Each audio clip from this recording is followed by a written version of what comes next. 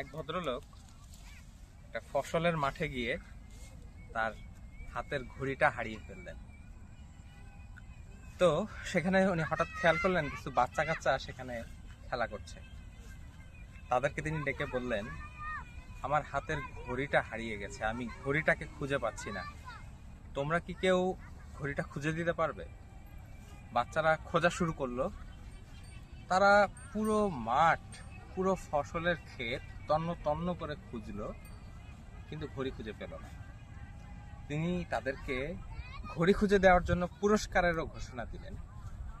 এমন সময় এক ছেলে এসে বলল, এক বাচ্চা ছেলে, আমি খুঁজে দিতে পারি।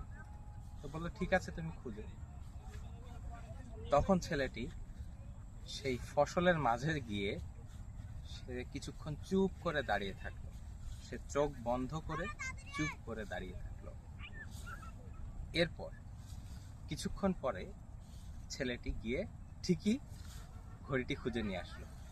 লোকটি অবাক হলো, সবাই এত করে খুঁজলো, পুরো ফসলের ক্ষেত তন্ন তন্ন করে খুঁজলো, কিন্তু কেউ খুঁজে পায়নি, তুমি কিভাবে পেলে? তখন সে বলল, আমি চোখ বন্ধ করেছিলাম, আমার ইন্দ্রিয়গুলো খোলা ছিল, আমি চোখ বন্ধ করে ভাবছিলাম আর শুনছিলাম।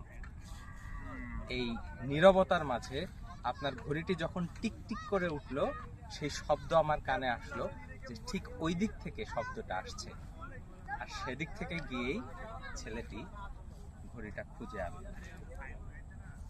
এটাই হচ্ছে পাওয়ার অফ সাইলেন্স। আপনি কোনো সমস্যার সমাধান খুঁজে পাচ্ছেন না, আপনাকে চুপ করে থাকতে হবে। আমি কোনো কঠিন সমস্যায় পড়েছি, আমি হয়তো সমস্যার সমাধান খুঁজে বেড়াচ্ছি, এই অবস্থায় আমাকে আমার নীরবতা, আমার সাইলেন্স এবং আমার বুদ্ধি আমাকে সমস্যার সমাধান খুঁজে বের করতে খুবই সাহায্য করবে।